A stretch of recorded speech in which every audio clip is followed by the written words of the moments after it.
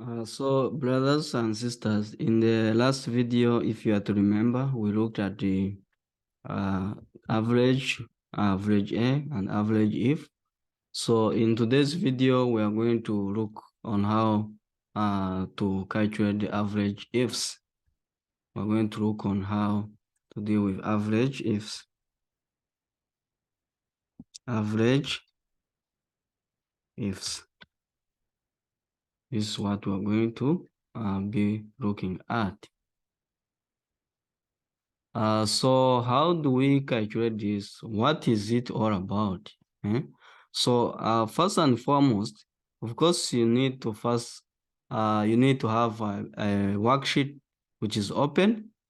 So the average if function is a type of Excel function which is used for calculating the average of a range of cells when a certain criteria are met. So this function allows you to specify multiple criteria.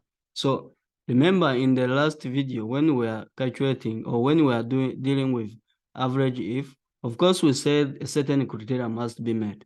But in this case where we use average ifs with an S at the end, we have to use what we call multiple criteria for the cell that you want to include in your calculation.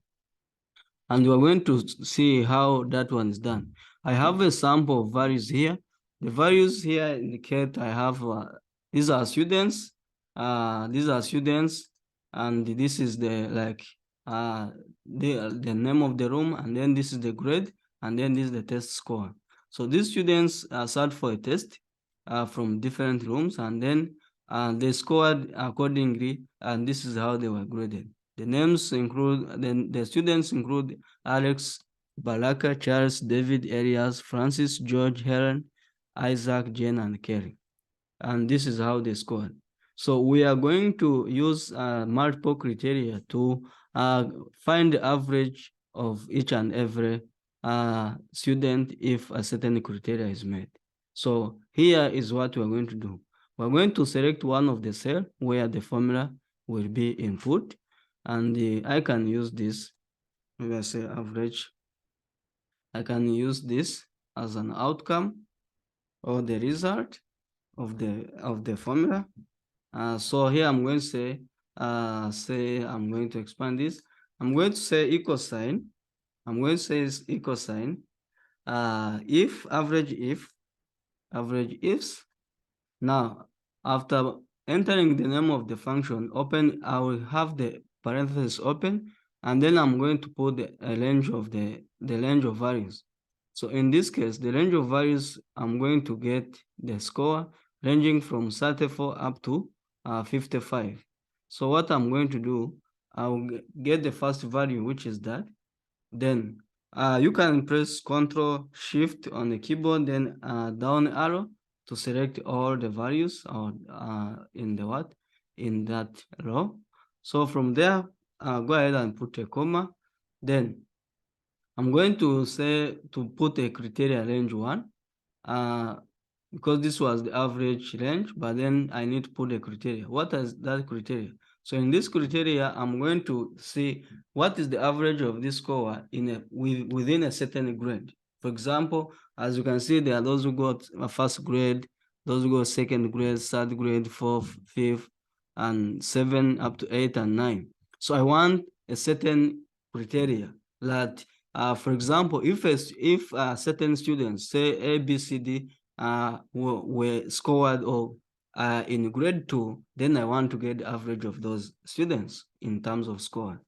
For example, if student A, B, C, D got the first grade, what is the average of their score? That's what I mean. So here, what I'm going to do, I'm going to select the score, the range of the score, the criteria range, which is starting from value as grade 1. Then I put the range, of course. Put the range, of course. This is going to be up to, I can drag and select all that. Then from there, I go ahead and put a comma. Now, after putting a comma, now you can see that, first of all, I've put the range. I've got the range. No, this is not there. Yeah, like that. I've got the range of the score. After that, which is now the average range, like that's the range of the values I want to get the average. Then after I went ahead and got the range of the criteria.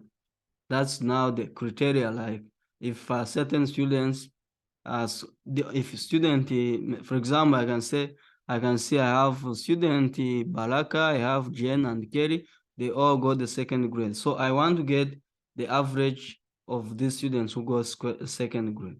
So now that's why I got the range, I mean the criteria range. So after that, I'm going to put the grade. What is that grade that I want to target? So I want to target grade 2. Then after that, go ahead and close the bracket. Now this function will first of all scan all the values within that. First, check the range of the value of the average. Oh, this is the range where you want me to pick the numbers that I want to calculate the average. After that, then they will ask you, which criteria? Which criteria do you want me to get the average of students who go second grade, first grade, third grade? Oh, so in this case, I'll first put the range of all the grade so that my algorithm, my function will pick from that grade. After that, I'll now put the grade, my target grade, which is grade 2. Then when I'm done that, I'll just go ahead and say, press enter, and then you see now I have 52.33 recurring. That's now the average of all the students who got second grade from the certain test score. If I'm to prove my answer, I can say, can go and use the normal average function, say average. Then I see which I want to get average for Baraka, which is 63. I put comma, I get average for Jen, 45, comma, I put the average for the mark for Kerry. Then after that, go ahead and close the bracket, press enter. As you can see, I get the exact answer or the exact value of the same as the one I got in between. So what about like I want to get the average of a certain student, but these students were in a certain room, say room G, F, and so on. So what I'm going to do, I'm going to say like, I'm going to put here another function. I'll say equal sign average average ifs. Now after that, I'll put the average range, which is the score, and that after I put a comma, then I put the grade, starting from 1, then shift to that, then I put comma, then in this case, I'm going to put, say, 2, I'm going to put 2, and then after that, I'll go ahead and put another criteria 2. So in this criteria, I'm going to put the room, the range of the room, where the students were sitting this paper. So I'm going to say Control Shift, down arrow, and then from there, put a comma, and then I'm going to put what exactly, which room am I targeting? So in this case, let me target, say, room for Charles, which is F, and that's now I'm not going to put I'm going to put the cell reference of Charles' room, which is F22. I mean D22. So I'm going to say D22 because I want to target this room. So after targeting this room, meaning I'm going my function will check all we'll check room F22. After checking, then we'll see which grade was that. It was grade 3. After checking the grade, then from there it will look at all the values which are in that grade, says at the 3 and 3, which is that. Then after that, it will go ahead and look for calculate for me the average. So after that, go ahead and close the bracket.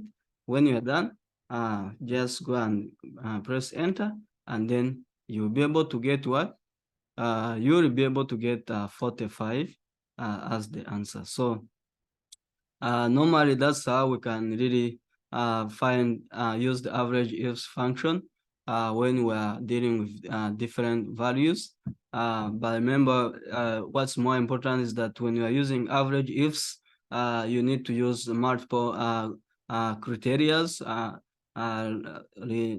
Just remember, in the average if we use one criteria, but then in average ifs we use multiple criterias. That's just the difference. Otherwise, all these they help in statistics and organizing our data. I think this has really been so uh, very important. And I think, guys, this has really been very important because uh, when we use this, the average, remember we have now seen 4 functions as far as average is concerned. We looked at the average, we went ahead to look at average A, we looked at average if, and then we have finally looked at average ifs.